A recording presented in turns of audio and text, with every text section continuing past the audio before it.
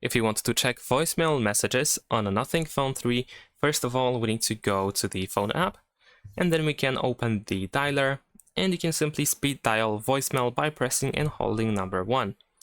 And this is how we can check messages. After that, you should be able to listen to the voicemail, and most likely you will immediately hear messages that are left on your voicemail. In case you cannot reach the voicemail, it might be due to an incorrect number. And in order to fix it, we can tap on these 3 dots in the top right corner and open settings.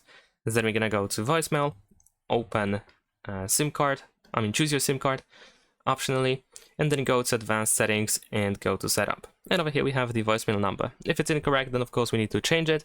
If you don't know which number you need to enter over here, what number you need to enter over here, then you can either contact your carrier, and you can also just try to Google that information. Thanks for watching, leave a like and subscribe.